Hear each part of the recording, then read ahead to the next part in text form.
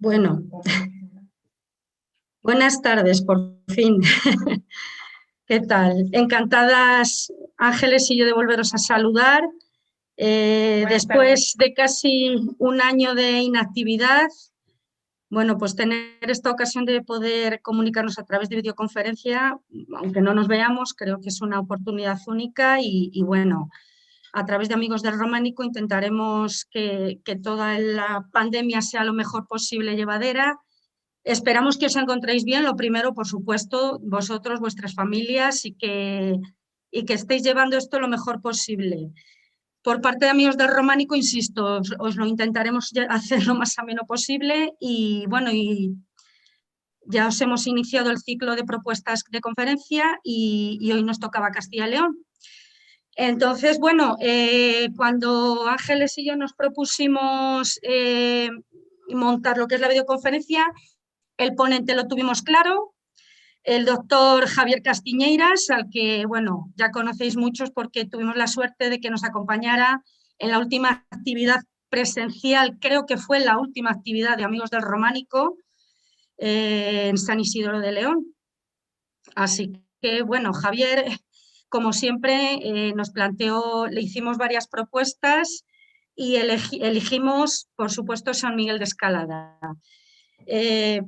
San Miguel de Escalada nos parecía un buen principio para nuestras videoconferencias, que bueno, monasterio sencillo donde las haya,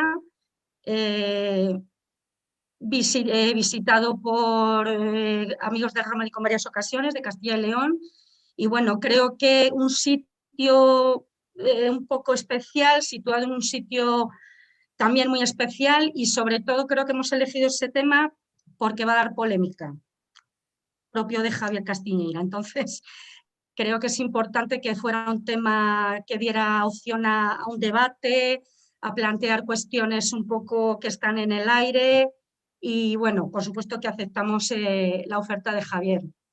Para aquellos que no le conozcáis, Javier es doctor en Historia del Arte por la Universidad de Santiago de Compostela, de la que ha sido profesor pues, desde el año 2013 al 2017. Posteriormente ha sido profesor en la Universidad de León, que fue como lo hemos conocido nosotras el año pasado como profesor en León. Y bueno, actualmente se dedica a la investigación en el Centro Ramón Piñeiro y está centrado especialmente en la prosa medieval gallega. Es un hombre inquieto, escribe artículos, publicaciones, colaboraciones con nosotros en Amigos del Románico siempre que se las pedimos. Su labor investigadora ahora mismo está centrada en un tema muy sugerente que nos puede dar opción, Javier, a otra videoconferencia y es la relación del arte medieval con los videojuegos y la iconografía juglaresca femenina, una cosa que en ningún momento nos plantearíamos. Aprovecho también para darte la enhorabuena, Javier, porque has hecho tu primera publicación, tu primer libro de Reforma y Tradición del Románico Gallego. Te has centrado, obviamente, en dos ejemplos importantes, que son Rebordans y Mondoñedo. Y bueno, yo creo que sobran ya más presentaciones. Quiero, por favor, que nos plantees este pequeño monasterio del siglo finales del noveno de monjes de Córdoba, que a mí me tiene fascinada, me encanta ese sitio, junto con Gradefes y Sandoval, que bueno, que creo que conforman un triángulo en la provincia de León importantísimo. Y bueno, quiero que nos aclares, por favor, si existe el arte mozárabe. Creo que es un tema para los que seguimos y nos encanta el románico, que puede dar, es algo muy abierto y creo que da mucho juego el tema. Así que Javier, adelante y de nuevo muchas gracias desde Amigos del Románico. Adelante, Javier. Muchísimas gracias, Carmen. Hago el agradecimiento extensivo a Ángeles y bueno, al conjunto de Amigos del Románico, con quien siempre desde hace ya muchos años pues me siento en casa, ¿no? Y desde la época de la licenciatura con Alicia Padín, ¿no? Es decir, muchos años ya, ¿no? con vosotros. Voy a compartir la pantalla. ¿Me confirmáis, por favor, que todo está en orden? Supongo que la veis perfectamente. Perfecto, Javier. Estupendo. Bueno, antes de empezar, tengo que decir que para mí también es un día especial hoy, ¿no? Una jornada especial, volver a Amigos del Románico, porque también fue mi última actividad presencial, ¿no? Antes de que se iniciase toda esta pesadilla, ¿no? Aquella jornada de San Isidoro, donde ya nos venían ecos desde distintos puntos, ¿no? De la península, de lo que luego realmente fue y sigue siendo terrible. Espero que todos y todas lo hayáis llevado con la mejor de las sonrisas, ¿no? ante la situación. Y de manera especial quisiera tener un recuerdo, ¿no? por aquellos que no están, y muy particularmente para Javier Docampo, insigne medievalista, director de la sección de manuscritos incunables de la Biblioteca Nacional, un medievalista de bandera, un especialista en miniatura y un buen amigo que desafortunadamente perdimos, ¿no? La pasada primavera por este terrible virus, y bueno, que vaya este recuerdo, ¿no? Y este muy sentido homenaje, ¿no? en su nombre. Bueno, entrando ya en harina, ¿no? Y entrando ya en la cuestión que nos trae hoy. Cuando hablando con Carmen, ¿no? Pensábamos qué temas podrían ser interesantes, ¿no? Cuando hablamos de Macato en el entorno leonés, pues Escalada viene de una manera automática, ¿no? a la mente de todos. Tengo que reconocer que pensé dos cosas de manera inicial, ¿no? La primera, y de manera coloquial, dije, vaya charco, ¿no? Es decir, a ver cómo podemos hablar de Escalada sin caer en lugares comunes, ¿no? Y sin, sí, sin entrar en reflexiones quizá conocidas ya por todo el mundo, ¿no? Y en segundo lugar, pensé que yo no era la persona adecuada, ¿no? Porque ni mucho menos me considero un especialista de este tema. Sin embargo, he aceptado esta charla porque el año pasado, antes de que todo se fuese al garete, tuve la oportunidad con mis alumnos del grado de turismo de la Universidad de León de trabajar con este templo en una actividad de innovación docente y de turismo sostenible, y pues ellos llevaron a cabo distintas reflexiones y distintas actividades coordinadas por mí, y lo que vengo a exponer ahora básicamente son algunos de las ideas, algunos de los debates que mis alumnos y yo mantuvimos durante el curso pasado, ¿no? Entonces esta charla es casi, o sin casi, es tanto mérito mío como el de mis antiguos alumnos, ¿no? Como digo, San Miguel es una plaza complicada y ni muchísimo menos vengo a plantear respuestas definitivas, ni siquiera me voy a acercar a intentarlo, pero sí me gustaría plantear muchas cuestiones y además exponer algunas de las reflexiones más recientes que la historiografía y diferentes colegas de profesión están teniendo hacia este templo y hacia el concepto del homo zárabe, ¿no? Escalada es un lugar complejo, Escalada es un lugar complicado, y mientras preparaba esta charla no podía dejar de pensar, como buen hijo de los años 80, que la historia de Escalada es una historia interminable, ¿no? Recurriendo al clásico de Michael Ende y a esa versión ochentera cinematográfica un tanto particular, pero que forma parte del imaginario de mi generación, ¿no? Y creo que es un título que le hace justicia, ¿no? Porque es la historiografía europea, española, castellano-leonesa, está lejos de resolver muchos de los misterios, ¿no? Y quizá debamos ser humildes y asumir que no vamos a poder resolver todos los misterios de Escalada de una sentada, ¿no? Y quizá no lo hagamos nunca. Bueno, sin más preámbulos, vamos a entrar en materia. Les expongo Escalada en esta maravillosa fotografía de fines del siglo XIX, custodiada en el Instituto del Patrimonio Cultural de España, y que nos ofrece una visión tipo exterior de los vestigios de este monasterio a finales del siglo XIX, con algunos elementos, como pueden ver por aquí, que ya se han perdido, pero que en esencia pues, son los mismos que podemos visitar hoy después de todas las intervenciones que se han hecho a lo largo del siglo XX. Sin embargo, yo creo que cuando ustedes, desde luego yo, piensan en Escalada, no piensan en esta visión de conjunto, ¿no? Sino que pensamos más bien en esto.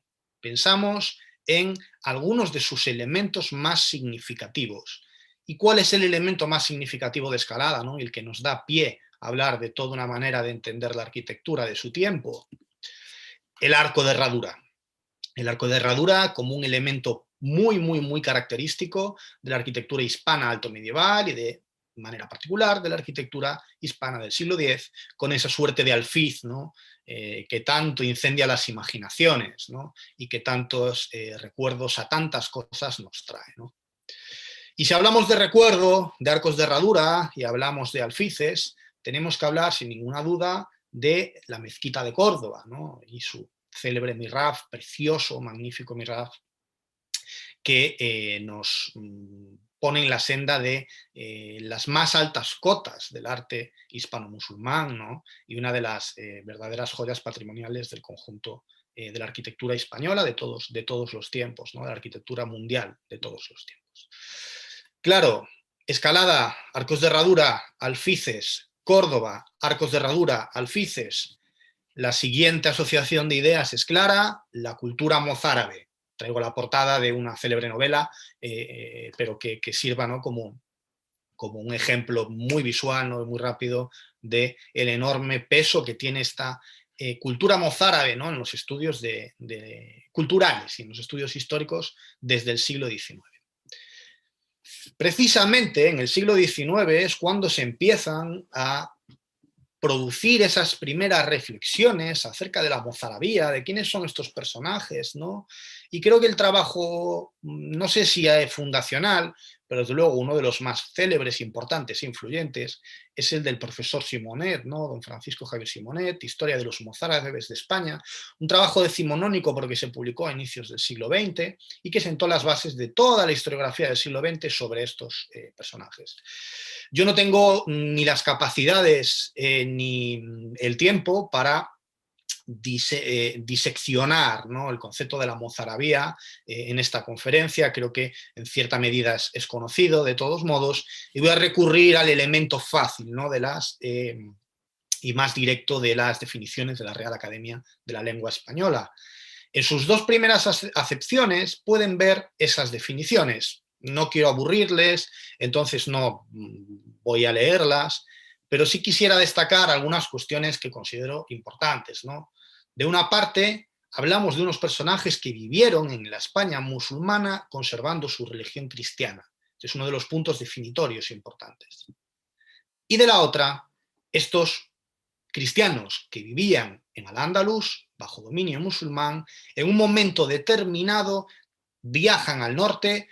Muchos estudios hablan de presiones fiscales, toda una serie de cuestiones en el mundo andalusí, y en su viaje del norte, junto con sus pertenencias, junto con sus vidas, viaja su memoria visual, viajan sus elementos culturales, ¿de acuerdo? Este sería un poco el quid de la cuestión cultural de lo mozárabe, ese diálogo entre el sur y el norte, entre cristianos del sur que se reinstalan en los reinos del norte y, por supuesto, entre ellos en el reino de León, absolutamente en boga, ¿no? En el siglo X. Claro, hablar de mozárabes, hablar de León y hablar de arquitectura nos lleva, por respeto reverencial, ¿no?, a hablar de don Manuel Gómez Moreno, ¿no?, uno de los padres de la historia del arte medieval en España, si no el padre. Don Manuel Gómez Moreno, autor hace ya unos 102 años, si no me falla la memoria, de el célebre y absolutamente influyente trabajo Iglesias mozárabes, arte español de los siglos IX al XI, ¿no?, publicado en 1919.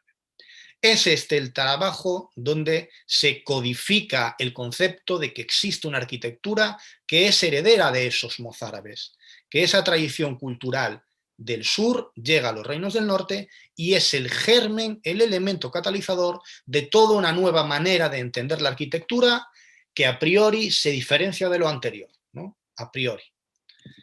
Fíjense las palabras de don Manuel Gómez Moreno referidas, ¿no?, a este mundo, absolutamente rotundas, ¿no?, absolutamente demoledoras.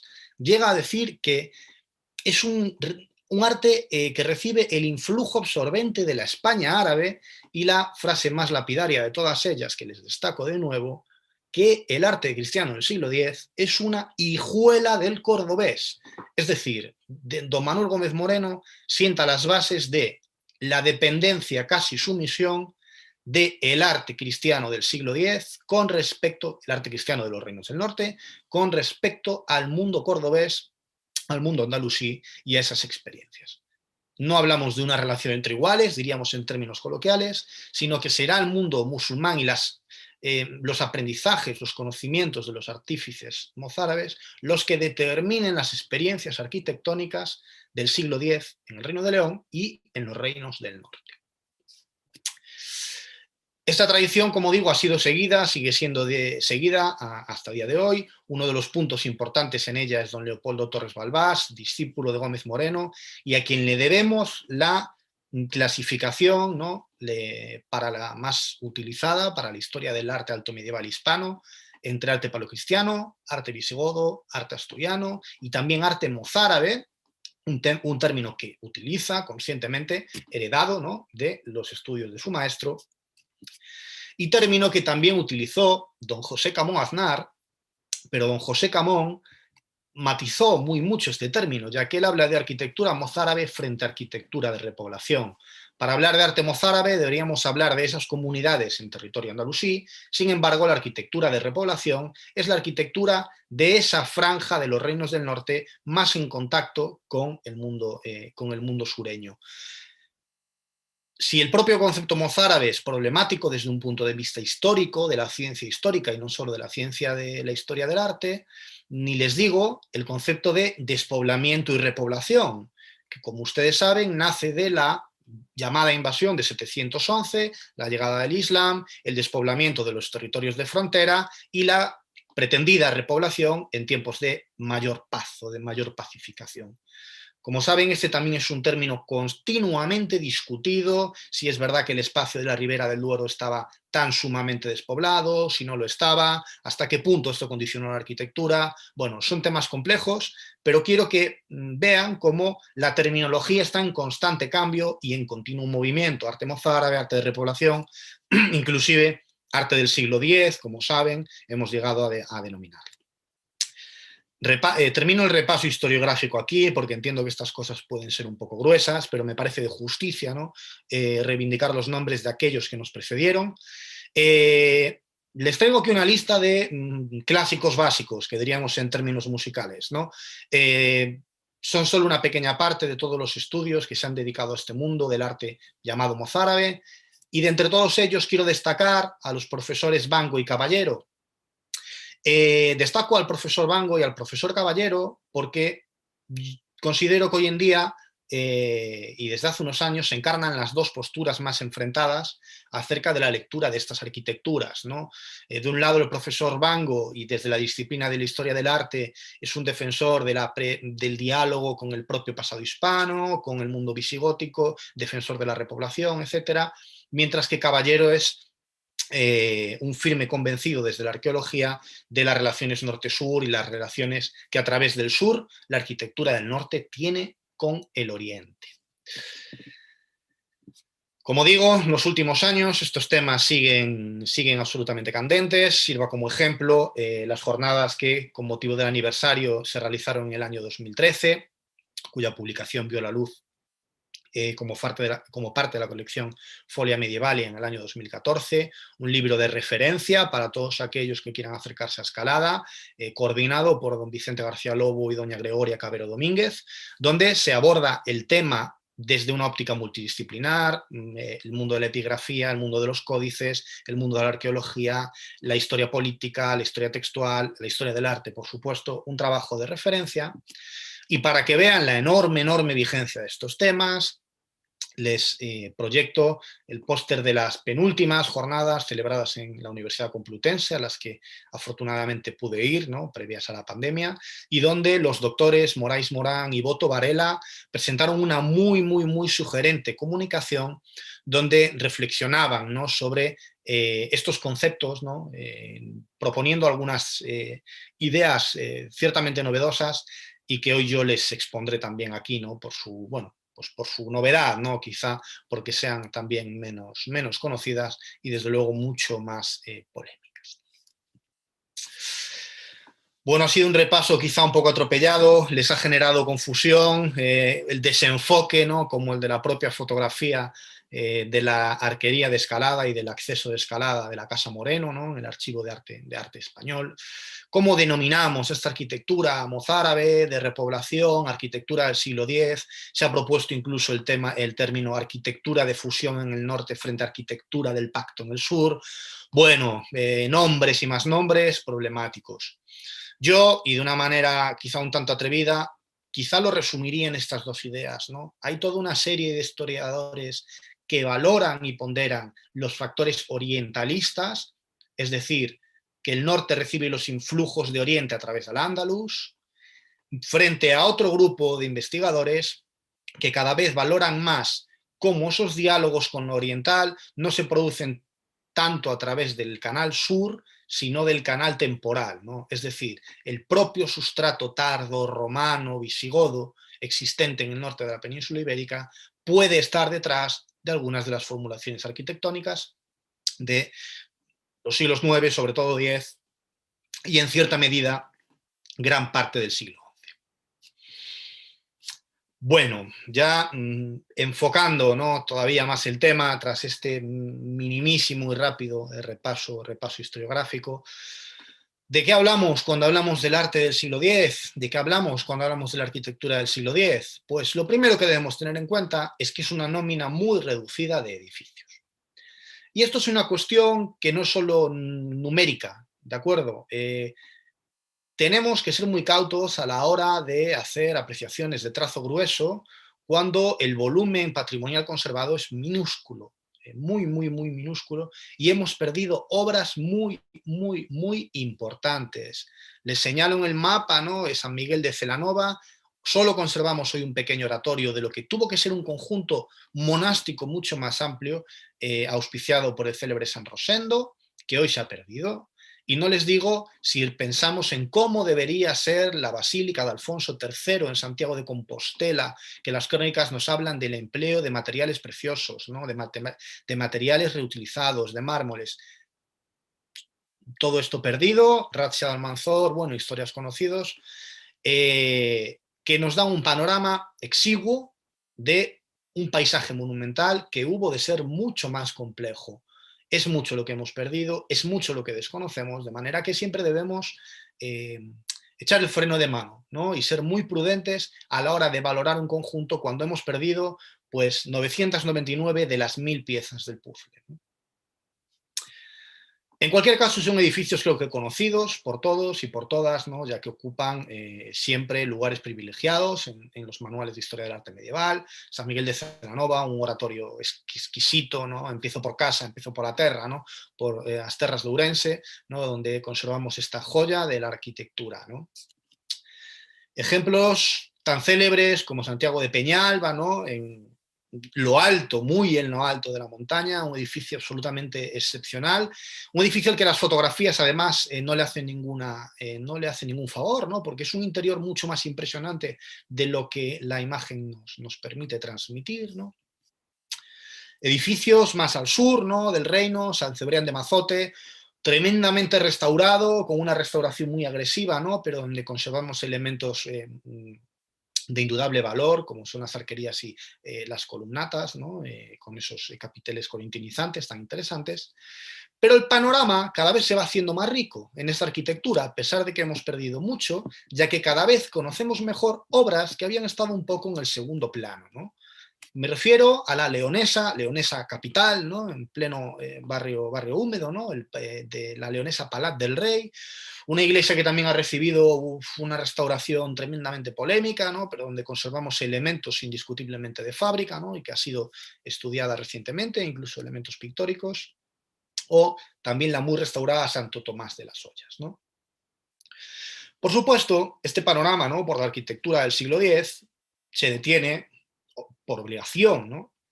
En la celebérrima San Miguel de Escalada, un edificio que en primer lugar, y por cotejo y comparación con los que venimos de exponer, destaca por su monumentalidad, destaca por su tamaño. Es un edificio de unas condiciones mucho más amplias, iglesia monástica de un monasterio amplio, para la época, ¿no? Que nadie piense en Cluny III, ¿no? O que nadie piense en las grandes construcciones conventuales de finales de la Edad Media, ¿no? Porque empequeñecen a escalada, pero en su contexto monumental era un edificio amplio y por lo tanto un monasterio muy, muy, muy importante.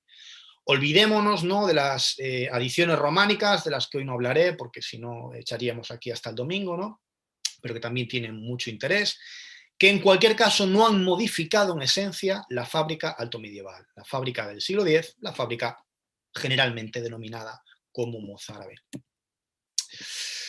Para la historia de San Miguel de Escalada es fundamental entender también la historia textual de San Miguel de Escalada, ya que conservamos un número ingente de epígrafes, ¿no?, de inscripciones a lo largo y ancho del templo, que han sido muy bien estudiadas, primero por don Vicente García Lobo y después también por María Encarnación Martín López, ¿no?, de la Universidad de León, y a cuyos trabajos les remito, ¿no?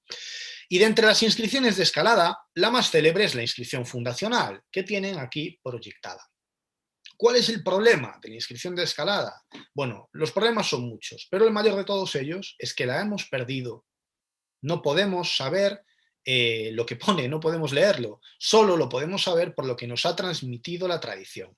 Y quien nos lo ha transmitido es la España Sagrada en el siglo XVIII, de manera que tenemos que trabajar con fuentes de segunda mano, con fuentes indirectas, ¿no?, con transcripciones hechas en el siglo XVIII.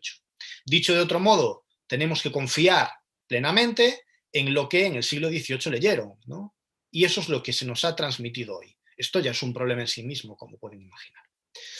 Bueno, creo que es un poco tarde a estas horas del sábado para que nos pongamos a leer en latín, de manera que también proporciono la traducción del texto. No vamos a leerlo completo, ¿no? Insisto en que no quiero aburrirles, pero de nuevo quiero destacar algunos elementos que considero fundamentales. Lo primero, dinámica, despoblación, despoblamiento, repoblación. El lugar, el monasterio, ya era de antiguo y caído en ruinas después. Dos frases, dos expresiones que nos meten de pleno en esta dinámica del despoblamiento. Escalada está construido, según su epígrafe, sobre una antigua fábrica que presumimos visigótica y sobre lo que mucho se ha discutido y la arqueología todavía no es concluyente, ¿no?, en sus respuestas. Pero es que si seguimos leyendo para abajo, su fundador, del cual conocemos el nombre, el abad Alfonso, venía ni más ni menos de Córdoba y trajo una comitiva que levantó el edificio. Ya tenemos el lío montado. Despoblamiento, repoblación, y de otra parte, mundo cordobés, mundo de la mozarabía. Este epígrafe es casi el fundador de la polémica, pero insisto, un epígrafe que hemos perdido, que solo conocemos por la transmisión que la historiografía ha hecho del mismo. Sin desmerecer estas informaciones, que por supuesto son valiosísimas, hay otros elementos en el texto que son muy interesantes para que entendamos el valor de esta arquitectura, al menos lo son en mi opinión, ¿no?, en la de algunos otros historiadores.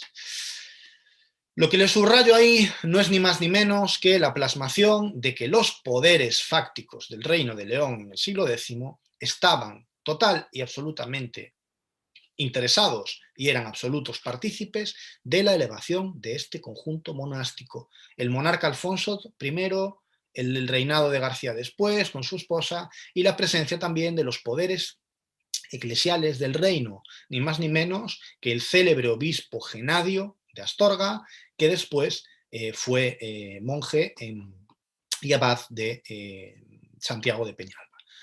El poder real, el poder clerical, presentes, ¿no?, en este templo, de alguna manera, lo que nos pone en la pauta de que hablamos de una arquitectura regia, de una arquitectura del poder. San Miguel de Escalada es un edificio que tiene un papel político, es un articulador del territorio en la nueva política heredada en última instancia de el traslado de la capital desde Oviedo hasta el Reino de León. Hay un nuevo escenario político, hay un nuevo contexto de poder y San Miguel de Escalada es uno de los nodos, ¿de acuerdo? Uno de los elementos nucleares dentro de esta articulación del territorio, ¿no?, y la arquitectura como una muestra de ello. De ahí la riqueza, el tamaño, la monumentalidad de este edificio, cuya consagración se produjo, los investigadores discuten, en el año 913 o posiblemente 914. En cualquier caso, esas son las fechas que se manejan, un día 20 de noviembre. Pues bien, y empezando ya con el análisis de su arquitectura. ¿Qué nos encontramos cuando observamos el plano de San Miguel de Escalada? Bueno, primero dos cosas evidentes, ¿no? Un edificio basilical, sin ninguna duda un plano de tipo longitudinal, rematado por una cabecera triple, que no se traduce al exterior, sino que se traduce como testeros rectos, pero una cabecera que en planta toma el perfil de la herradura en sus tres ábsides, tanto en la capilla central, la capilla mayor, como en los ábsides laterales. Creo que esto es indiscutible, ¿no? Salta a la vista y no se debe insistir más en ello. Sin embargo, junto con esta lectura, ¿no?, donde vemos una arquitectura plenamente longitudinal, marcada por el cuerpo de naves menores, por supuesto por el cuerpo de la nave mayor, pero también por esa fantástica añadidura que es el pórtico, ¿no?, que se añade, parece también que en el siglo X, pero unos años más tarde, elementos, los tres, naves laterales, nave principal y pórtico, que destaco en tres colores diferentes, ¿no?, para que sea esto lo más visual posible. Tres elementos que potencian indiscutiblemente ese perfil longitudinal heredado en última instancia de las antiguas basílicas de la época romana, que como bien saben eran arquitecturas de corte civil. Pero esta no es la única lectura, ¿no?, que sacamos de la lectura de esta planta, y los espacios en escalada, ya en planta y veremos que también en alzado, se organizan de maneras a través de ejes diferentes del eje basilical. ¿A qué me refiero? Los espacios se dividen, se jerarquizan, ¿no?, de una manera muy clara. De una parte, el gran cuerpo de naves, casi 2/3 del conjunto de la iglesia, ¿no?, un espacio más o menos diáfano y desde luego mucho más amplio que los demás. Una zona presbiterial en ese acceso al Sancta Sanctorum, ¿no?, que casi como en la arquitectura egipcia nos proporciona esta arquitectura medieval, y el Sancta Sanctorum en sentido estricto, ¿no?, la zona de los altares, la zona litúrgicamente más importante dentro del templo, en unos templos que parcelan su espacialidad, jerarquizan su espacialidad, también condicionados por unos usos litúrgicos diferentes a los usos litúrgicos que va a tener Europa después de la Reforma Gregoriana y que conocemos vulgarmente como la liturgia hispana, ¿no?, la liturgia hispana, aunque también se la ha llamado visigótica o mozárabe. Creo que el término hispano es más adecuado porque es menos reducido. Esta compartimentación de espacios se traduce también en alzado, ¿no?, inclusive en una iglesia de la que hemos perdido muchísimos elementos y que hoy se nos presenta absolutamente desnuda, ¿no?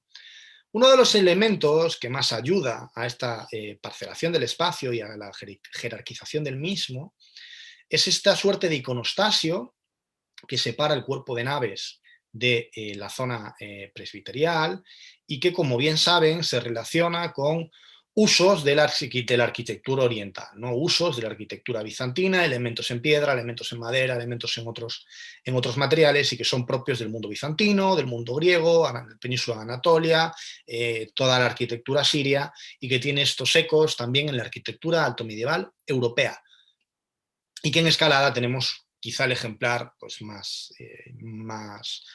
magnífico, ¿no?, a muchos niveles, y que, como digo, ayuda a separar y jerarquizar este espacio, ¿no?, como una cesura visual, ¿no?, como una suerte de pequeño muro diafragma visual, muros diafragma visuales, cesuras visuales, que también encontramos en los espacios laterales, ¿no?, y cómo la sucesión de arcos apeados sobre esas magníficas columnas también nos ayudan a ir filtrando ese espacio, ir generando ese espacio y ir filtrando la propia luz, ¿no?, que, como ustedes saben, es un elemento que define los espacios en arquitectura, ¿no? La arquitectura es espacio y luz, ¿no?, en cualquier periodo histórico del que hablemos. Bueno, esta parcelación, ¿no?, esta compartimentación del espacio la podemos ver en muchas de las tomas que podemos tomar dentro del templo. Es difícil hablar de espacialidad en arquitectura sin estar dentro del edificio, ¿no?, pero todos aquellos que hayan visitado Escalada, pues estoy seguro de que saben muy bien de lo que hablo, y los que no lo conozcan y vayan a visitarlo, pues humildemente acuérdense de lo que estamos hablando hoy aquí, ¿no? Y cómo la idea de un espacio íntegro pero separado al mismo tiempo domina, ¿no?, el conjunto del templo. Podemos verlo en esta vista desde una de las capillas laterales o en esta desde la propia zona del límite del presbiterio, ¿no? Como la pantalla columnaria que generan en la separación de las naves y el propio iconostasio, pues generan esta jerarquización del espacio. Piensen ustedes que a esto tendríamos que añadir mobiliario litúrgico, telas, toda una serie de cuestiones, velas, espacios más en oscuridad, espacios más iluminados, que sin duda ayudarían más si cabe a potenciar estos efectos, ¿no? En esta jerarquización espacial, en esta compartimentación espacial de la que les vengo hablando, juegan un papel clave los canceles de Escalada, que hemos conservado en un número abundante, ¿no? Son estos elementos que les destaco en la zona inferior y que les amplío para que vean que junto a su función arquitectónica son campos para la decoración y son campos para los trabajos en escultura, unos trabajos en escultura que emplean una técnica básica de bajo relieve y que nos proponen una decoración principalmente vegetal y geométrica, pero en la que también encontramos figuración zoomórfica, como veremos en algún ejemplo más adelante, ¿no? Bueno, les proyecto algunos de los otros ejemplos, donde vemos que hay una serie de tipos decorativos que se repiten, palmetas, cuadrifolias, etcétera, pero pueden fijarse como ya hay algunas figuras zoomórficas, especialmente aves. San Miguel de Escalada tiene una cierta querencia por las imágenes de las aves, posiblemente también vinculadas con la espiritualidad del mundo monástico y demás, ¿no? Les traigo un pequeño collage, ¿no?, una pequeña colección de ellos para que vean la riqueza de decoración. Hay un aspecto muy importante, ¿no?, a tener en cuenta cuando valoramos, al menos en mi opinión, ¿no?, cuando valoramos estos tipos decorativos, y que es como a partir de su visionado, ¿no?, de su análisis, podemos comprender aquello que invocaba tanto el añorado profesor Serafín Moralejo, ¿no?, y nos hablaba de la importancia de la retórica clásica en la historia del arte medieval, y hablaba muy especialmente del principio retórico de la variatio, cómo el mundo medieval entiende las decoraciones escultóricas, las decoraciones pictóricas y del tipo que sean, desde su propia variación, desde su propia heterogeneidad. Si ustedes se fijan, todos estos relieves tienen unas composiciones muy similares, pero no hay ninguno que se repita, no hay ninguno que sea igual, ¿de acuerdo? Me parece un ejemplo, además muy temprano, muy rico, como digo, de esa variatio visual, ¿no?, esa variatio de la retórica visual que la Edad Media practicó y que está en las antípodas del orden clásico, ¿no?, y que es uno de los grandes valores estéticos de la Edad Media y que casi ha llegado hasta el arte contemporáneo, ¿no? Pero bueno, eso daría para otras discusiones. En cualquier caso, se ha insistido mucho en que algunos de estos elementos, palmetas, aves, etcétera, se relacionan con el mundo decorativo de Al-Ándalus, con el mundo decorativo andalusí. Y esto es verdad, ¿no?, en cierta medida. Si ustedes piensan en las telas que cubrían la célebre arqueta de San Isidoro, la arqueta de plata que se conserva actualmente en el Tesoro de San Isidoro en León, recordarán que ahí tenemos una serie de decoración zoomórfica que recuerda a cosas que podemos ver en Escalada, ¿no? Pero si es verdad que los recuerdos andalusíes existen, no podemos obviar que existe una tradición visual en el Reino de León en el siglo X tremendamente rica, profundamente importante, que comparte tipos figurativos, ¿no? Me refiero a la iluminación de manuscritos, me refiero al mundo de los códices, ¿no?, donde encontramos toda una serie de tipos decorativos, de tipos visuales, que son concomitantes con lo que vemos en la escultura, ¿no? Fíjense si no en estos entrelazos o en esta decoración de entrelazos combinados con elementos vegetales, ¿no?, que podríamos verlo esculpido en cualquiera de los elementos plásticos de San Miguel de Escalada. Si volvemos a la visión de los ábsides y obviando ya los canceles, hay otros tres elementos que son obligatorios, ¿no?, cuando uno habla con San Miguel de Escalada, y en los que yo además le insistí mucho a mi alumnado el año pasado, porque es algo no siempre fácil de ver en un templo medieval, ¿no? Me refiero a los altares. En Escalada, casi milagrosamente, diría, conservamos los altares de época, los altares de fábrica. Me tiene que disculpar porque no he traído una fotografía más amplia, pero fíjense cómo podemos ver además las pequeñas oquedades, los que estuvieron allí lo recordarán, que son los espacios reservados para guardar las reliquias, porque ustedes saben que un altar es un artefacto que necesita de las reliquias para ser activado. Entiendan artefacto como artefacto litúrgico, ¿no? Y que solo puede utilizarse, palabra un tanto coloquial, pero para que nos entendamos, en el momento en el que las reliquias son introducidas.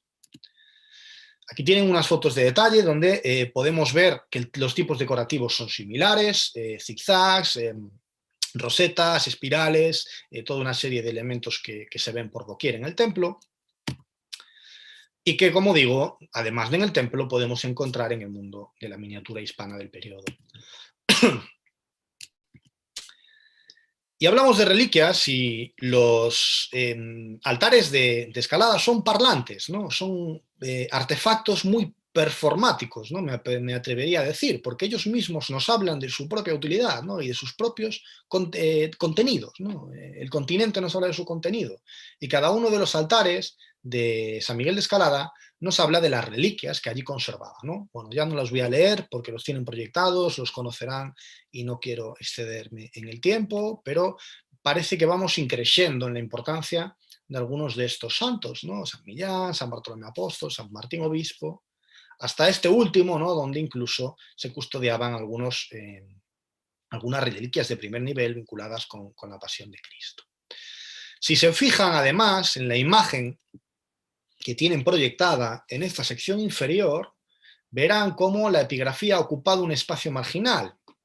Esto no se diseñó en origen en el siglo X, sino que fue añadido en el siglo XI, según los estudiosos de la epigrafía, y en el que un epígrafe en el que puede leerse Santiago Apóstol, hermano de San Juan. Es decir, en el siglo XI no les llegaban, ¿no?, las reliquias que tenían y se hicieron con alguna reliquia del apóstol Santiago y así lo hicieron notar. Esto se ha querido leer y me parece que acertadamente en relación al auge de los caminos y las vías de peregrinación, que como saben tenían importantes etapas en el Reino de León, y San Miguel de Escalada como una desviación, ¿no?, de estas vías quiere hacerse eco de la cada vez más importante cultura jacobea, ¿no?, la cultura jacobea, la cultura del apóstol Santiago. Volviendo de nuevo, casi de manera reiterativa, ¿no?, a la imagen de los ábsides, de ese Sancta Sanctorum del templo, hay un último apunte del que me gustaría hablar, y es la importancia de la decoración en aquellos lugares nucleares, ¿no?, de la arquitectura, como es el caso de esta magnífica imposta o de este magnífico friso, ya si abrimos el plano, que nos encontramos en el propio espacio del iconostasio. Si ahora nos acercamos y hacemos zoom a estas imágenes, volvemos a ver un tipo de bajorrelieve pues realmente exquisito, ¿no?, de una talla de calidad, y donde se representan algunos de los elementos ya vistos, pero con una importante salvedad. Hay una mayor presencia en estas zonas de las decoraciones zoomórficas de los animales, y sobre todo de dos tipos de animales. Por goleada, las aves. Hay aves por cada esquina, ¿no? Pueden verlo en esta zona de aquí, águilas, palmípedas, algunas garzas, grullas, este tipo de animales, ¿no? Podemos verlos aquí un poquito mejor. Y también, en menor número, cuadrúpedos, ¿no?, tradicionalmente interpretados como leones. Si cerramos más la cámara, ¿no?, y nos detenemos solo en uno de los ejemplares, podemos ver unos tipos decorativos que de nuevo se han relacionado con lo andalusí. Los mismos argumentos que he dado hasta ahora, ¿no? Ejemplos como San Isidoro, la tela de la arqueta, etcétera, que ayudan a dibujar estas relaciones norte-sur.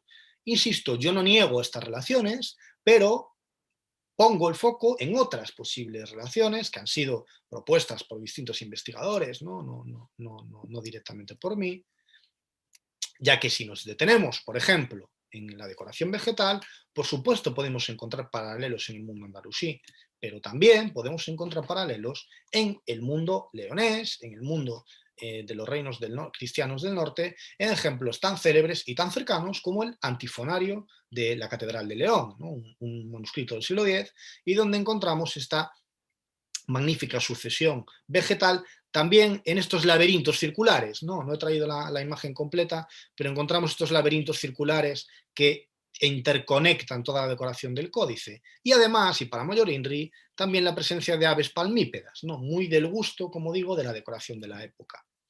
Pero es que si nos detenemos en los animales, que siempre se han vinculado más con esa tradición andalusí, los animales están presentes también en la miniatura altomedieval, y no solo en el códice que acabamos de ver en el antifonario, sino en las menos conocidas Vitae Patrum, que fueron estudiadas recientemente por el profesor don Manuel Valdés, ¿no? el profesor emérito de la Universidad de León, y a cuyos trabajos remito, donde vemos una composición incluso corporal de estas figuras que recuerdan a las torsiones que podemos observar en la propia decoración. Insisto, no niego la vía norte-sur, pero hay otras realidades visuales, otras realidades culturales que no pueden ser obviadas. Pero, por supuesto, si hablamos de escultura y hablamos de San Miguel de Escalada, tenemos que detenernos en esa magnífica sucesión de columnatas y en sus maravillosos capiteles. Mucho se ha discutido sobre el origen de algunos de estos fustes, fustes marmóreos. Parece que existe cierto quórum a la hora de considerar que son piezas reutilizadas, ya menos quórum a la hora de establecer de qué periodo estas piezas provienen, pero en cualquier caso, piezas provenientes de los llamados spolia, piezas de reutilización que son tan características de la arquitectura altomedieval. Bueno, de nuevo y de manera muy rápida, por no agotar el tiempo, les presento un collage de estos capiteles, donde de nuevo creo que debemos invocar la variatio medieval. Todos ellos parten de los modelos corintios tardoantiguos, todos ellos son corintinizantes, pero todos ellos son diferentes, en mayor o menor medida, pero todos ellos son diferentes, siguiendo un concepto del capitel corintio que se puede rastrear en distintos puntos de la Europa altomedieval y que tiene sus orígenes, sus ancestros, si ustedes quieren, en capiteles bizantinos ya del siglo V, en el entorno griego y en el entorno de Constantinopla, en la península de Anatolia. Las cronologías propuestas han sido discutidas, seguirán siendo discutidas. Yo les remito a los trabajos de Noak Halley, creo que son los más completos, algunas de sus traducciones, ya que es un investigador alemán. Pero existe también un cierto acuerdo a la hora de considerar que los capiteles más antiguos son capiteles visigóticos. Se ha planteado que algún capitel pueda pertenecer al siglo IX, aunque con menor acuerdo en este punto, y que el grueso de los capiteles del templo sí deban fecharse en el siglo X. Fíjense además que estos últimos capiteles presentan una mayor esencialidad, no me gusta la palabra simpleza, creo que son más esenciales, más minimalistas, y pueden ver cómo las hojas son lisas, y solamente insinuadas, si quieren, hasta el punto de que se ha planteado la posibilidad de que sean capiteles inacabados, algo que a mí personalmente no me acaba de convencer, pero bueno, la teoría está ahí, y es perfectamente factible. Si salimos al exterior, pues de nuevo lo que más destaca es la sucesión de arcos de nuevo de herradura y sobre todo su enorme columnata, que no deja de ser un trasunto exterior de la articulación de los espacios de las naves laterales, casi como una cuarta nave lateral orientada hacia el sur, Y ya si se fijan solamente en esta imagen, pueden apreciar cómo ese principio de variación se vuelve a mantener con una serie de capiteles, también considerados del siglo X, corintinizantes, pero que cada uno de ellos se desarrolla de una manera independiente. La idea de la variación en espacios uniformes, estas dos fuerzas contrarias tan maravillosas, tan propias de la Edad Media y muy especialmente del arte altomedieval, y de la arquitectura alta medieval. Lo que a mí siempre me ha gustado llamar una especie de caos en el orden, más que orden en el caos.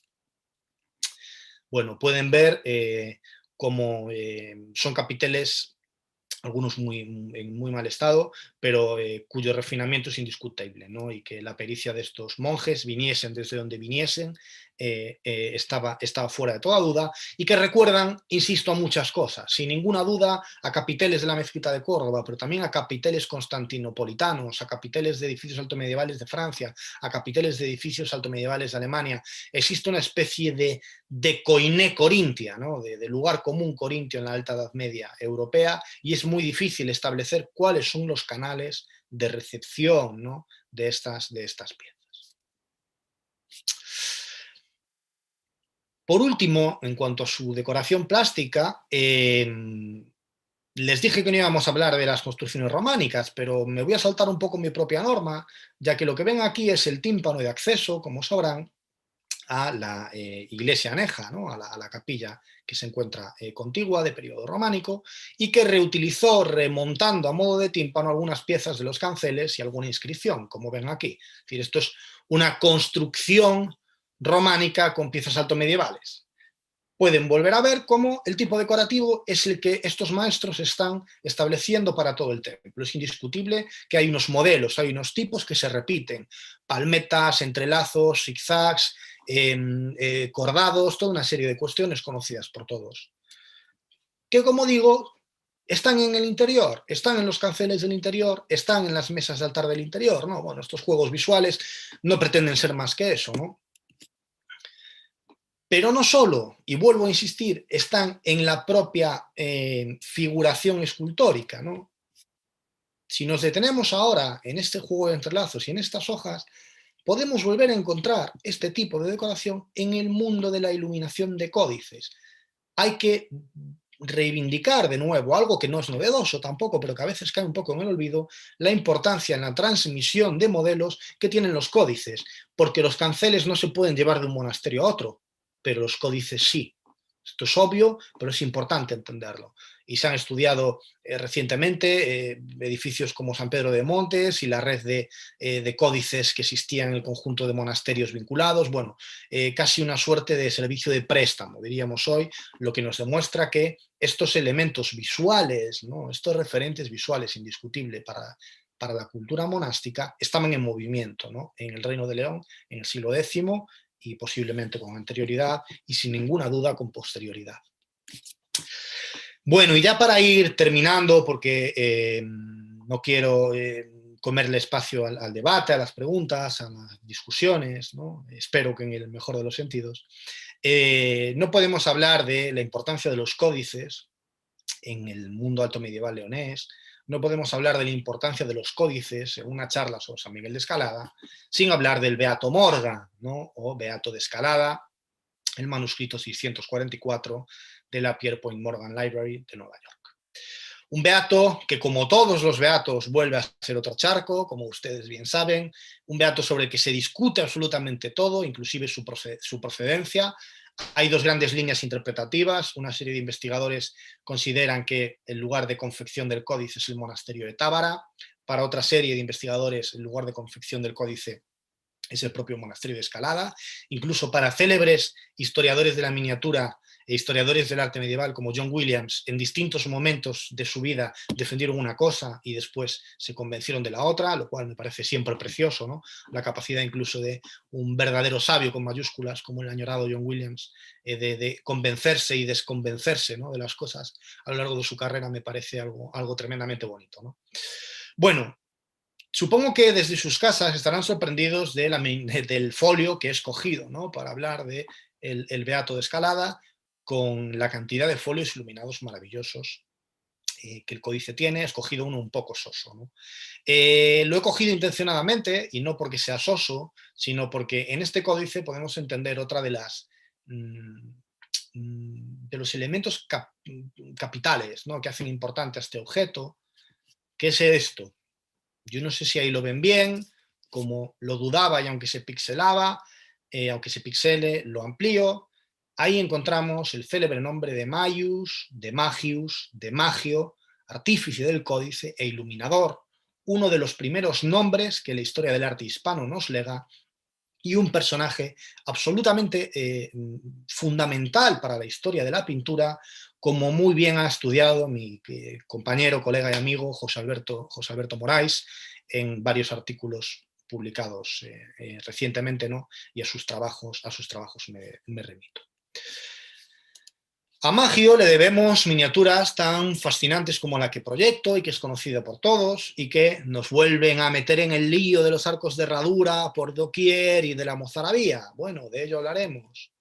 Pero a Maggio le debemos algunas de las convenciones visuales más exitosas de la Alta Edad Media hispana y que van a tener una enorme trascendencia posterior hasta el punto de fascinar a Picasso, ¿no? Como ustedes saben y como ha sido estudiado. A Maggio le debemos la creación de los marcos pictóricos, ¿no? Y que las figuras no vuelen en el aire del códice en cualquier rincón.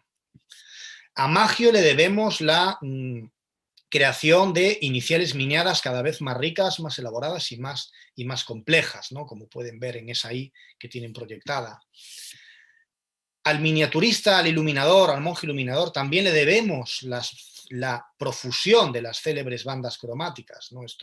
Esta manera tan absolutamente conceptual y contemporánea de representar un espacio que no es espacio.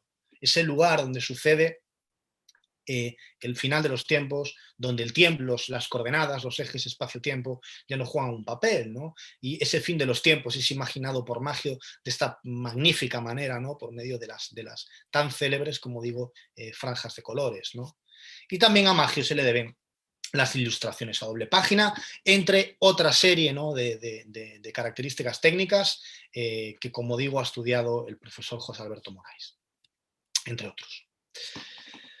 Pero bueno, y ya reenfocando hacia el final esta charla, ¿qué pasa con la dichosa cuestión mozárabe, ¿no? ¿Qué sucede con la cuestión mozárabe? Bueno, pues creo que el beato de Escalada, el beato Morgan, juega un papel muy importante también en la confección de esta polémica, ¿no? Y que plantea preguntas súper interesantes y súper bonitas, ¿no? Ya que, entre otras cosas, nos encontramos esto en el beato. En esa miniatura se representa a folio completo, una miniatura de canon importante, ¿no? de canon grande, el festín de Baltasar, a la maniera greca, ¿no? Con estos comensales recostados alrededor del ágape, alrededor de la mesa. Pero como ya sospecharán, no es eso lo que ha levantado las cejas de los investigadores, sino que es este arco de herradura tan absolutamente colosal que tenemos aquí, arco de herradura que nos llevaría de nuevo a nuestro imaginario viajero a Córdoba, pero un arco que no solo es de herradura, sino que tiene las dovelas policromadas que de nuevo y de manera obsesiva nos llevan a ese magnífico y capital edificio que es la mezquita de Córdoba.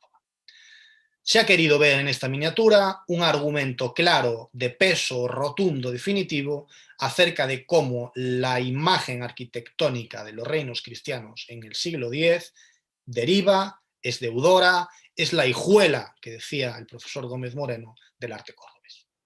Bueno, no hay duda de que las relaciones y los vínculos son claros, pero como han estudiado, entre otros, de nuevo, José Alberto Morais y Gerardo Boto Varela, encontramos dovelas policromadas en otros edificios leoneses de la época.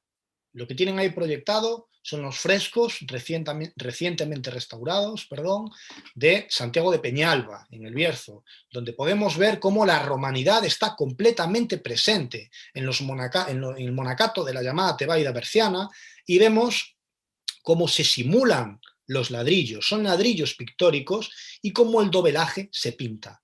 No solo este edificio encontró policromía, sino que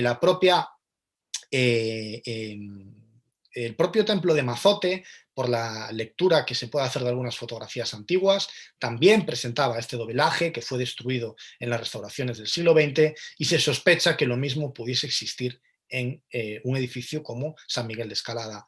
La importancia de la pintura en los edificios, yo como compostelano de adopción lo he visto recientemente con la restauración del Pórtico de la Gloria, ¿no? Cómo debemos entender que la arquitectura medieval es una arquitectura del color, ¿no? Pues la arquitectura leonesa del siglo X era una arquitectura también policromada, y digamos que no es necesario establecer puentes tan largos. No hay que ir a Córdoba para encontrar dovelas policromadas, sino que en los edificios leoneses del siglo X estas dovelas existían, como defienden los profesores citados. Pero ¿qué pasa con el arco de herradura? El arco de herradura, de nuevo, es algo que es patrimonio del diálogo norte-sur. Pues parece, de nuevo, que tampoco.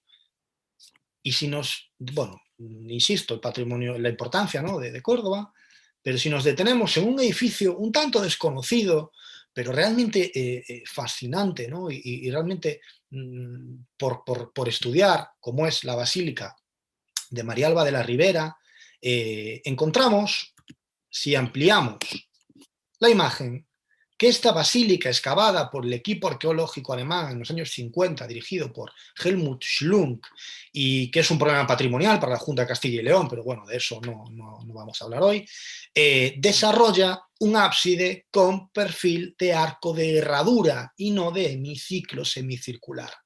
Esto es, que en los reinos de León, en los reinos del norte, en el reino de León, existía, por lo menos desde el siglo IV-V, que es cuando se fecha esta basílica, el arco de herradura asociado a la arquitectura.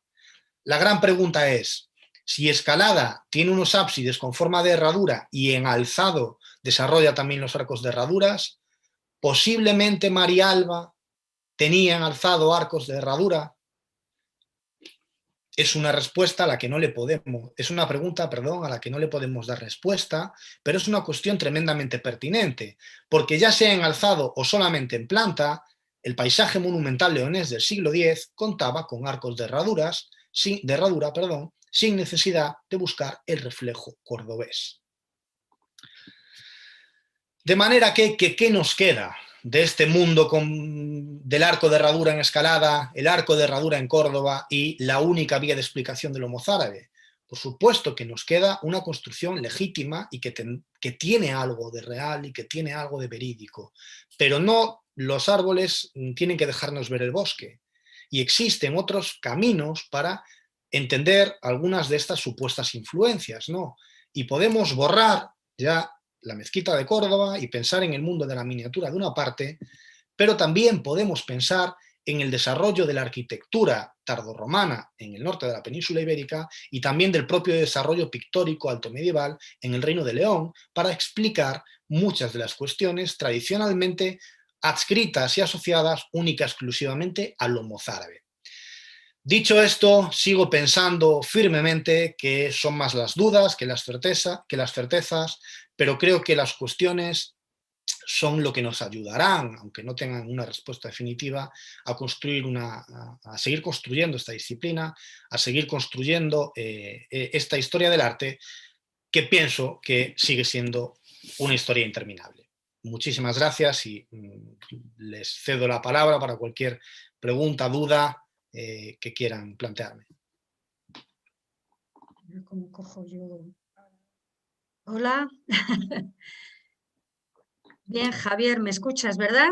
Perfectamente, sí, Carmen. Bien, te voy a ir formulando preguntas. Bueno, la verdad es que la cosa ha estado efervescente, ¿vale? Porque a lo largo de toda la charla se han ido volcando en el chat cuestiones, la verdad que bastante, bueno, como esperábamos, polémicas, ¿vale?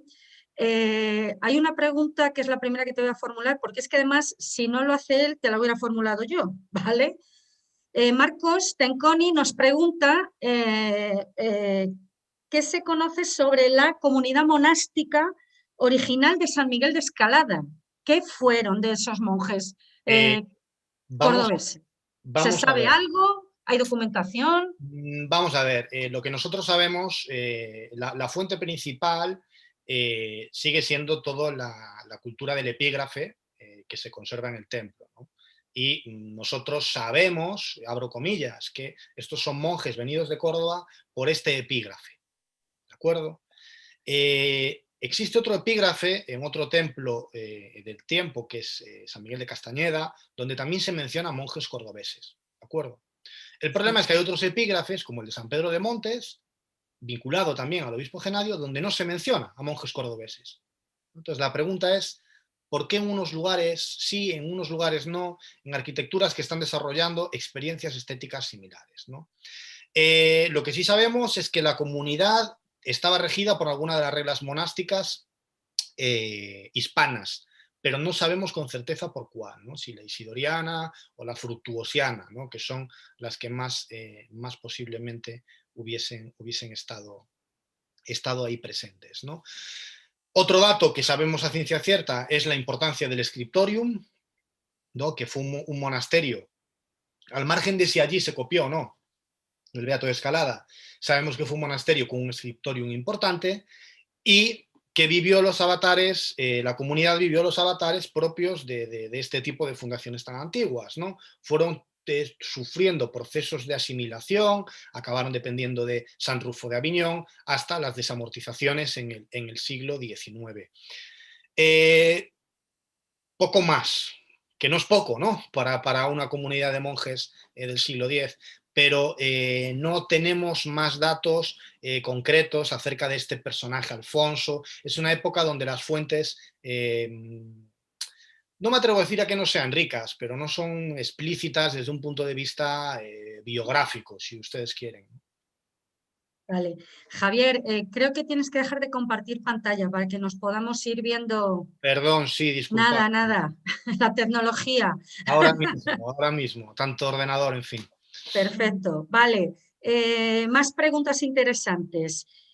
Pregunta un asistente a la reunión, pregunta, en el Beato de Liébana ya aparecen arcos de herradura y no se tuvo algún contacto con Córdoba.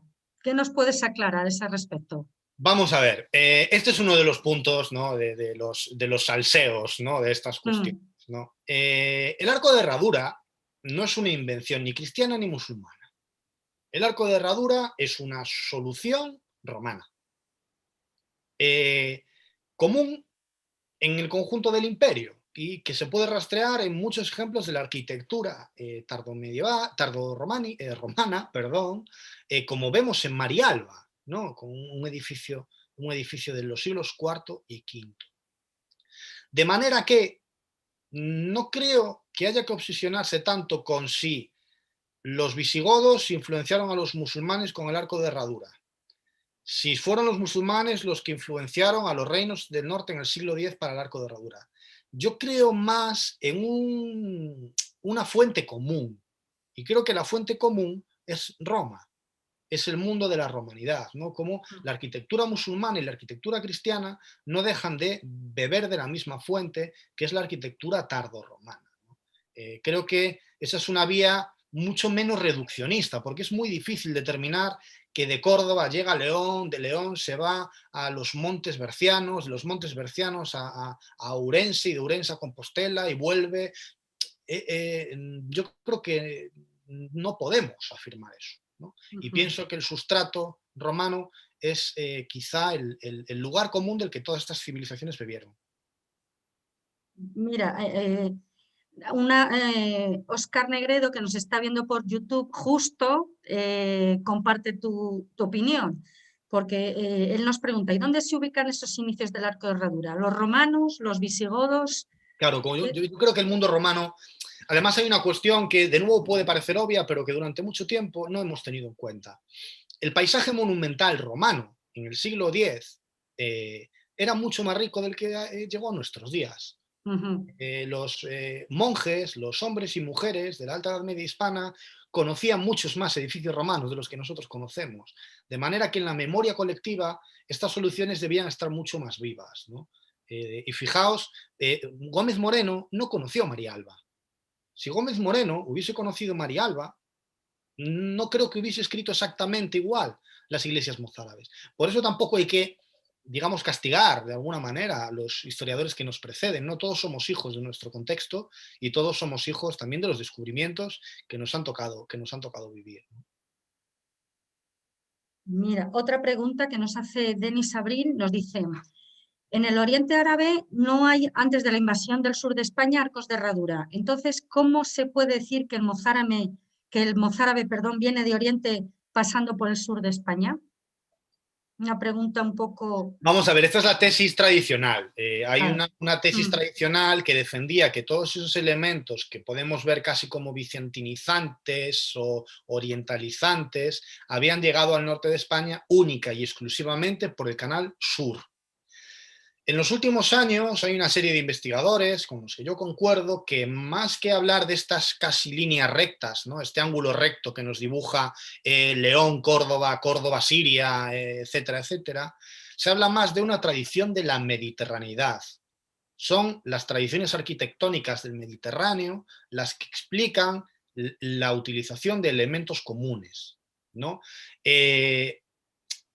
Sin obsesionarnos, si ustedes quieren, sin obsesionarnos tanto con las líneas concretas y las líneas directas, que son muy difíciles de determinar. Insisto, porque también perdimos muchísimo. Nosotros hablamos de que tal solución de herradura es común en tal edificio sirio, pero ¿cuántos edificios sirios hemos perdido? ¿Cuántos edificios leoneses hemos perdido? ¿Cuántas construcciones andalusíes hemos perdido como para afirmar las cosas de una manera tan rotunda, ¿no?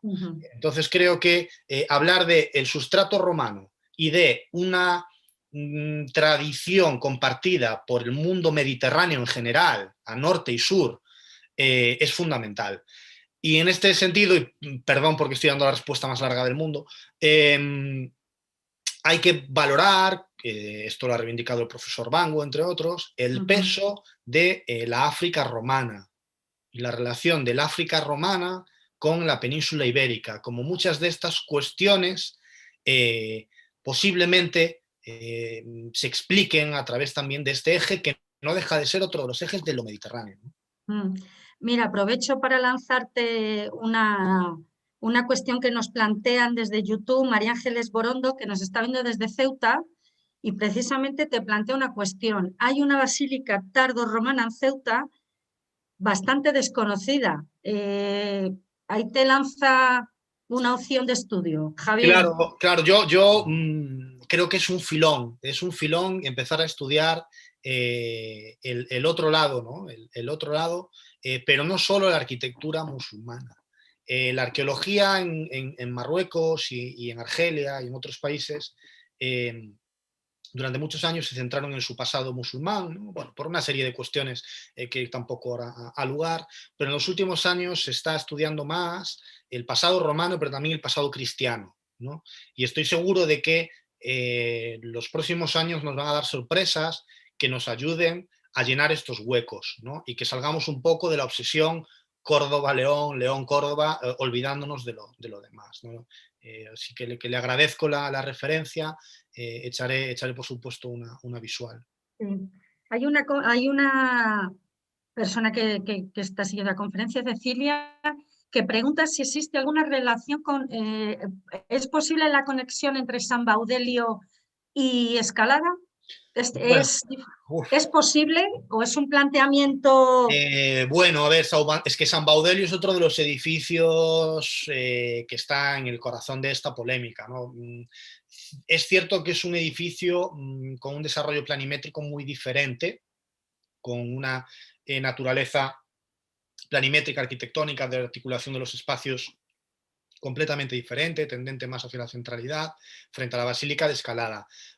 Pero desde un punto de vista más puramente conceptual, creo que las polémicas planteadas para Escalada son extrapolables a San Baudelio, a San Miguel de Celanova, a Santo Tomás de las Ollas, a Palat del Rey, a Santiago de Peñalba. Es decir, es una cuestión del conjunto de la arquitectura altomedieval de los siglos X y XI como poco.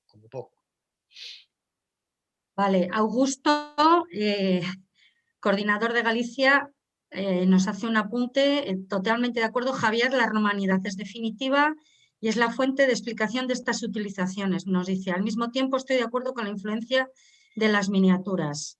Creo que un poco, bueno, el tema presencia romana, funcionalidad romana, en fin. Sí, no, y el mundo de la miniatura, y en este sentido debemos reactualizar nuestra visión también, no solo del mundo de los beatos, sino de otros códices. la Crónica d'Albelda, la Crónica Emilianense, las Vita de Patrum, que, como digo, han sido estudiados recientemente por Manuel Valdés y con conclusiones súper interesantes que se pueden relacionar, ¿no? Yo en esto sigo mucho al doctor Moraes, ¿no? Del que he aprendido, ¿no? En estas cuestiones, y él insiste muchísimo en que veamos el fenómeno de conjunto, la arquitectura, la pintura parietal, que cada vez conocemos mejor. Piensen que cuando Gómez Moreno escribió las iglesias mozárabes no se conocían los frescos de Peñalba, no se conocía la decoración pictórica de Palat del Rey, es decir, no se conocía Marialba. Hemos avanzado en 100 años mucho, ¿no? Y hemos conocido muchas cosas que nos obligan a repensarlo, ¿no? Y solo de una manera conjunta podremos llegar a conclusiones diferentes. Bien. Pilar nos hace la pregunta del millón. ¿Cómo se debe de llamar entonces este arte o tipo de construcciones? ¿No mozárabe, no visigodo, prerrománico? Bueno, el término prerrománico está muy denostado y a mí no me disgusta. ¿Cuál es el problema? Que es un término en el que nos mojamos poco, ¿no? Es decir, es una especie de cajón desastre donde englobamos muchas experiencias y no todas ellas son experiencias del siglo X. A mí el término mozárabe no me convence porque es que irremediablemente nos lleva a un concepto casi de tipo racial, ¿no? O por lo menos a una serie de personajes y demás, y no está claro que toda esta arquitectura haya sido llevada a cabo por estos individuos. En cualquier caso, yo no tengo tanto problema en que se utilice el término mozárabe siempre que se llene de significados un poco más amplios, ¿no? Porque a mí arte del siglo X me parece muy cutre, ¿no? Me parece muy soso, tampoco lo acabo de seguir. Y el término de repoblación, que durante mucho tiempo tuvo mucho éxito, también es limitado. Sé que he respondido a la gallega, ¿no? Y que he respondido sin responder, pero es que no hay una cuestión definitiva, ¿no? Creo que lo importante es que los términos no nos hagan cargar mochilas. Creo que esa es la cuestión. Aprovechando tu galleguidad, hay una pregunta interesante de Carmen Ferrer. Nos pregunta por la vinculación con posibles vinculaciones con estelas célticas. Bueno, complicado. Yo lo veo complicado, lo veo complicado. Y la primera cuestión que a mí me salta a la cabeza es cuánto de lo que nosotros llamamos céltico o prerromano no está influenciado por la presencia de Roma en esas culturas. Yo como gallego vivo en una tierra donde la cultura castreña, la cultura castrecha tuvo un importante desarrollo. Hay castros muy célebres, el Castro de Baroña, Guarda, es el Castro de Santa Tegra, pero es cierto que su mayor desarrollo fue coincidente con la presencia romana en el noroeste de la península ibérica. De manera que la pregunta es, ¿cuántas de las cuestiones prerromanas que separamos totalmente de lo romano no están influenciadas por ellos? Es tan complejo que me parece muy difícil que la memoria de esta cultura visual llegase hasta los monjes del siglo X. Me parece difícil. Una pregunta complicada, Javier. Jordi nos pregunta, ¿los arcos peraltados lobulados que se encuentran en el antiguo monasterio benedictino de Sant Pau de Càndec, Barcelona, reciben su influencia de Al-Ándalus o directamente de Bizancio vía Europa-Mediterráneo? Yo pienso más lo segundo. No soy un conocedor en profundidad, ¿no? de la arquitectura románica catalana, pero desde hace mucho tiempo se viene defendiendo la importancia del canal comercial mediterráneo a la hora de explicar muchas de las experiencias que allí se están dando. Yo creo que por ahí estaría mejor. En cualquier caso, insisto, nos obsesionamos a veces mucho, los historiadores los primeros, en encontrar una única vía. Y yo cada vez veo más a los fenómenos culturales y artísticos como multifocales, ¿no? Y que no solo un camino nos da la respuesta.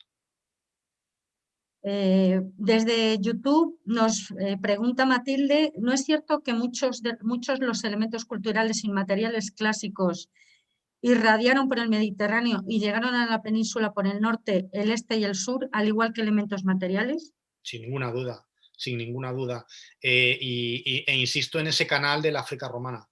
El canal del África romana, piensen ustedes que éramos la misma provincia romana, la península ibérica, y es que hoy en día por los avatares de la historia como que hemos hecho una separación muy grande entre el norte de África y el sur de Europa, pero durante el periodo romano eso no era una realidad, ¿no? Y no existía, y sin ninguna duda lo mediterráneo y todos esos canales y el diálogo con lo clásico explican, es el abono del arte medieval. Antonio García Omedes, al que aprovechamos para agradecerle su interés, por supuesto, en la conferencia, que siempre es un lujo contar con él. Un honor. Un honor, por supuesto. Nos pregunta, aparte de la belleza estética del arco de herradura, ¿realmente tiene un valor funcional? Es una fantástica pregunta. Yo creo que para estas edificaciones, donde los sistemas de abovedamiento todavía no son especialmente complejos, no tanto. Quizás sí más en las zonas de los ábsides, ¿no? O en esos edificios donde se desarrollan cubiertas complejas, ¿no? Pero para un edificio como Escalada, donde parece que esa realidad no existió en las naves, ¿no? Y demás, creo que es una elección visual, ¿no? De la cultura visual del momento. Fíjense si es una elección visual que por algún motivo deciden reproducirla de manera obsesiva en los códices hasta el punto de que el festín de Baltasar se marca en un arco de herradura entendido casi como una escultura, más que como una arquitectura. Vale, Catalina nos pregunta también si, puesto que es un arco romano, vamos a decir de origen romano, ¿existe presencia en otros puntos del Imperio Romano de este arco? Sí, sin ninguna duda. El arco de herradura no es patrimonio de la península ibérica, pero es cierto, yo si no me equivoco, el arco de herradura podemos encontrarlo incluso en estelas en Transilvania, en los Cárpatos y demás, es decir, en los límites del imperio, y cuánto hemos perdido. Pero sí es cierto que la arquitectura alto medieval hispana tuvo una especial querencia por este arco, tanto en el sur como en el norte. Y ahí sí creo que también jugó un papel el recuerdo de lo visigodo, ¿no? Esta idea de legitimar el nuevo reino de León a través de su vínculo con el visigotismo, que esta es una teoría que defiende firmemente el profesor Bango. Bueno, pues no sé qué más aportar. Creo, Javier, que ha quedado bastantes dudas que tenemos, por ejemplo, en mi caso, el tema del origen de por qué San Miguel de Escalada ahí, el tema del arco de herradura. Yo creo que, bueno, que ha ido evolucionando el debate, se han aclarado bastantes cosas y, bueno, no sé si quieres añadirnos algo más. Bueno, no, simplemente insistir en que, bueno, en la referencia a todos los colegas que he ido citando, que ellos podrán ilustrarles mucho mejor que yo, ¿no? Sobre estas cuestiones.